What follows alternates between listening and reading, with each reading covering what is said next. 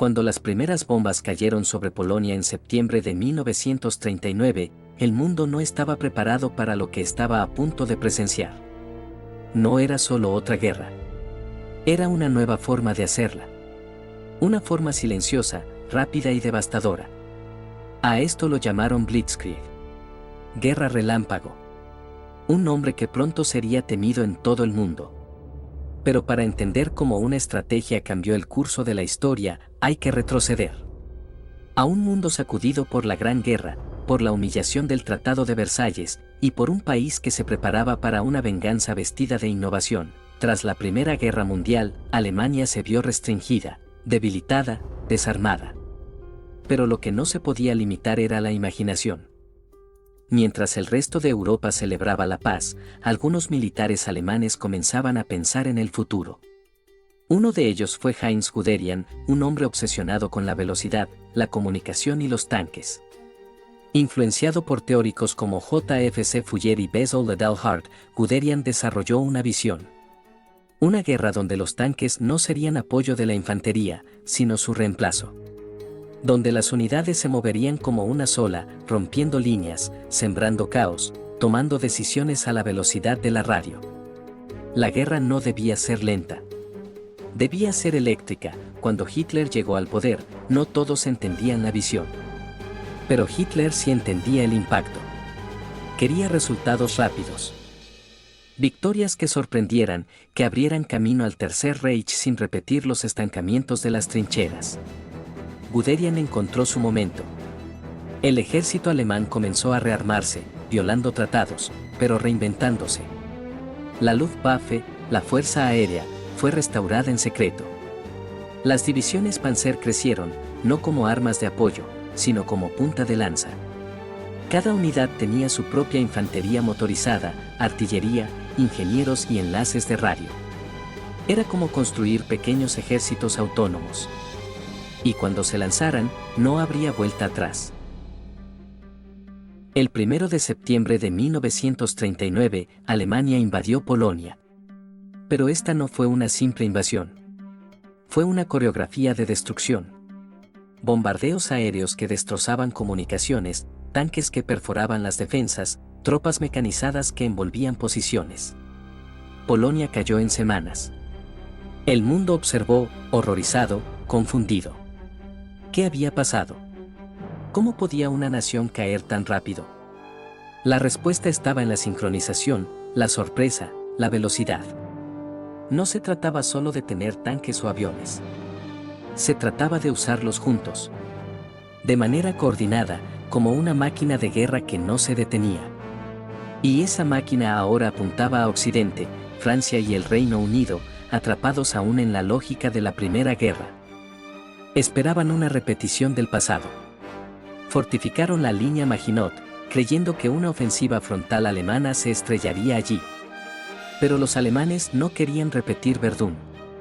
Querían algo distinto. Algo más rápido.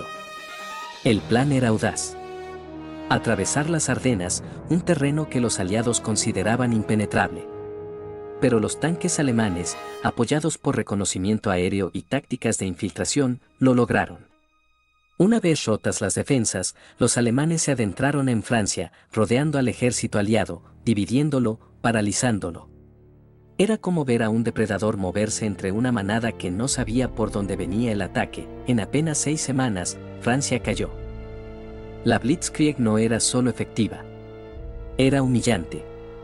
Mostraba que todo un sistema de defensa, todo un aparato militar, podía quedar obsoleto en cuestión de días. La Luftwaffe dominaba los cielos, destruyendo columnas enemigas antes de que pudieran reagruparse.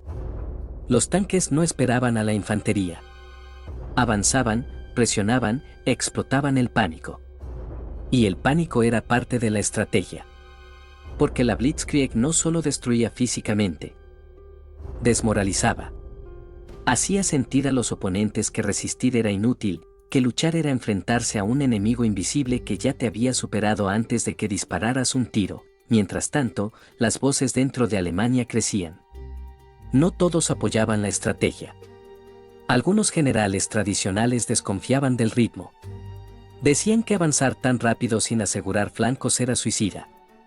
Pero los éxitos hablaban más fuerte. País tras país caía. Noruega, Dinamarca, los Países Bajos, Bélgica, Yugoslavia, Grecia. La guerra relámpago no tenía pausas. Era una sinfonía de agresión continua, donde la pausa significaba perder la iniciativa. Y Hitler no quería pausas. Quería momentum. Lo necesitaba. Porque su próxima ambición era aún más grande, la Unión Soviética. La Operación Barbarroja fue la culminación de la Blitzkrieg. Más de 3 millones de soldados alemanes cruzaron la frontera en junio de 1941. El ataque más grande de la historia humana hasta ese momento. Tanques, aviones, infantería, todo avanzando como un enjambre de acero. En las primeras semanas, el éxito fue impresionante. Cientos de miles de soldados soviéticos rodeados, capturados, aniquilados. La Luftwaffe dominaba los cielos, destruyendo aviones soviéticos en tierra. Las radios alemanas no paraban de transmitir órdenes, realineando divisiones en tiempo real. Era Blitzkrieg en su forma más pura. Pero algo comenzó a cambiar. Rusia no era como Europa occidental. Las distancias eran vastas. Las carreteras eran pocas. El clima era implacable. Y el enemigo, aunque sorprendido, no colapsó. El ejército soviético comenzó a replegarse, no en caos total, sino ganando tiempo. Tiempo para reestructurarse, para reagruparse, para movilizar a millones.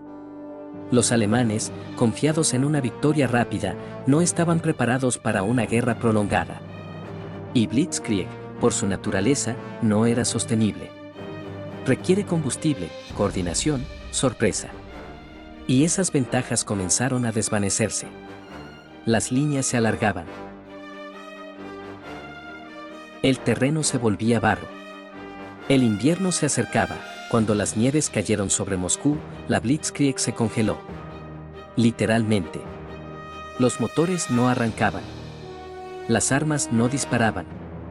Los soldados no tenían ropa adecuada. Y por primera vez, el avance se detuvo. Stalin lanzó una contraofensiva que empujó a los alemanes hacia atrás. El mito de la invencibilidad comenzó a resquebrajarse. El mundo vio que la Blitzkrieg podía fallar. Que la velocidad no era suficiente cuando el enemigo resistía. Que incluso el rayo más veloz puede disiparse ante una tormenta bien preparada, pero los alemanes no renunciaron al concepto. Lo intentaron una y otra vez. En Crimea. En el Cáucaso. En Kursk. Pero la sorpresa ya no estaba de su lado. Los soviéticos aprendieron. Adaptaron. Fortificaron. En la batalla de Kursk, lanzaron una defensa tan profunda, tan bien organizada, que la ofensiva alemana colapsó en días. Y entonces, algo cambió de forma definitiva. Los rusos comenzaron a usar sus propias formas de guerra relámpago. Contraataques rápidos. Coordinación aérea. Tanques avanzando en masa. El alumno había aprendido. Y el maestro comenzaba a desmoronarse, mientras el este ardía en una guerra cada vez más brutal. En el oeste, los aliados también comenzaban a entender el lenguaje de la Blitzkrieg. No podían ignorarla. No podían combatirla con las tácticas del pasado. Necesitaban adaptarse, y rápido. En África del Norte, un joven general llamado Owen Ramo demostró que la Blitzkrieg no era exclusiva de los grandes frentes. Su Afrika Korps, pequeño pero extremadamente móvil, derrotó a fuerzas superiores mediante velocidad, engaño y audacia, pero también aquí, los británicos empezaron a responder. Con inteligencia, intercepción de códigos y nuevas tácticas móviles, aprendieron a resistir y luego a contraatacar. La guerra ya no era solo de tanques. Era una guerra de mente, de anticipación, de saber cómo y cuándo moverse. Para 1944, la guerra relámpago alemana había perdido su filo. El frente oriental se había convertido en una sangrienta guerra de desgaste. El frente occidental, en manos de los aliados, preparaba su golpe definitivo, el desembarco en Normandía.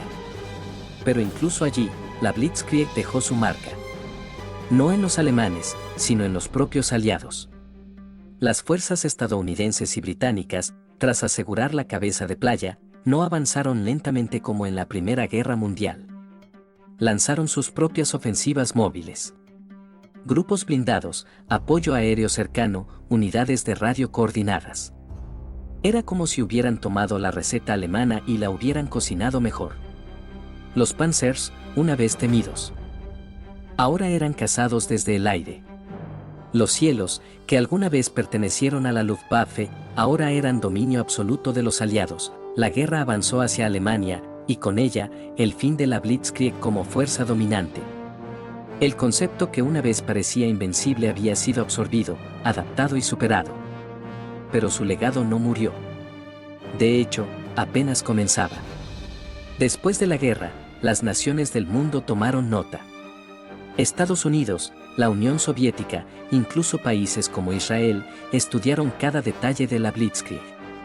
Su énfasis en la velocidad, la sorpresa, la coordinación, se convirtió en base de doctrinas modernas. En Corea, en Vietnam, en la Guerra del Golfo. Elementos de Blitzkrieg estaban presentes. Ya no era una estrategia alemana.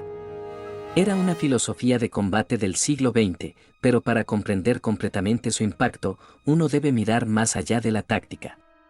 La Blitzkrieg cambió la percepción del tiempo en la guerra.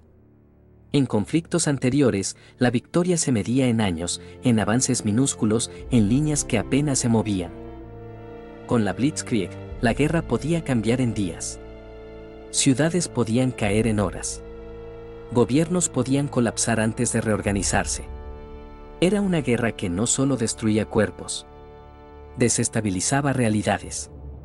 En este nuevo mundo, la velocidad era poder. La iniciativa era supervivencia. Y eso alteró para siempre la forma en que se concebía la guerra. No obstante, el brillo de la Blitzkrieg también ocultaba sombras. Sus éxitos iniciales nublaron el juicio estratégico de los altos mandos nazis. Hitler, embriagado por las victorias tempranas, comenzó a tomar decisiones cada vez más erráticas, ignorando los consejos de sus generales, creyendo que cualquier obstáculo podía superarse con otro empuje relámpago. Esa confianza mal dirigida llevó a errores catastróficos, como la invasión de la Unión Soviética sin preparación para una guerra larga, o el desvío de fuerzas críticas en momentos claves. La Blitzkrieg había funcionado tan bien que se convirtió en una ilusión de omnipotencia.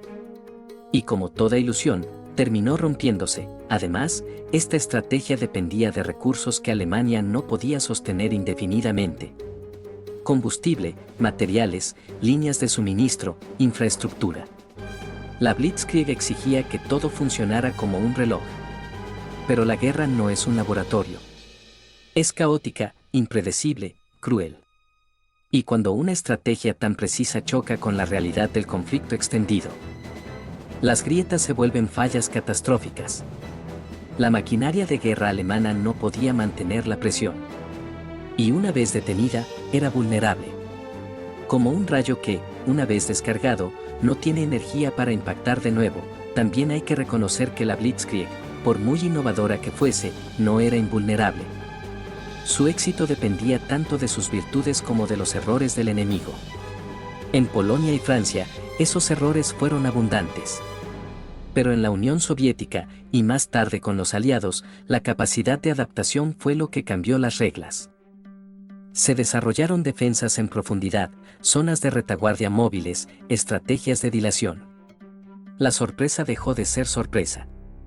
Y sin ella, la Blitzkrieg perdía su principal arma. Hoy, los estrategas modernos aún estudian la Blitzkrieg, no como un dogma, sino como un caso de estudio. Un ejemplo de cómo la innovación puede cambiar el juego, pero también cómo el exceso de confianza puede revertir cualquier ventaja. La guerra moderna, con sus drones, satélites y guerras cibernéticas, parece muy alejada de los campos embarrados de Francia o los llanos helados de Rusia. Pero la esencia permanece. La velocidad. La coordinación. El control de la narrativa. El impacto psicológico. Todos esos elementos nacieron o fueron perfeccionados en la Blitzkrieg. En las academias militares del mundo, los nombres de Guderian, Manstein y Rommel aún se mencionan. No por sus ideales, sino por su ingenio. Porque supieron ver lo que otros no veían. Supieron aplicar ideas viejas con herramientas nuevas. Y sobre todo, porque cambiaron la forma en que se peleaban las guerras. La Blitzkrieg no fue solo una estrategia. Fue un espejo de una época. De una humanidad que descubría que la destrucción podía acelerarse. Que los imperios podían levantarse y caer más rápido que nunca. Y que en ese nuevo orden, quien controlara el tiempo, controlaría el destino. Así terminó la era de la guerra relámpago. Pero su eco aún resuena en los conflictos actuales. En cada ataque quirúrgico, en cada despliegue rápido, en cada guerra que comienza y termina antes de que el mundo comprenda lo que ocurrió, hay una chispa de esa vieja doctrina. Porque el rayo, aunque fugaz, deja huellas. Y esas huellas, en el siglo XX, cambiaron la historia.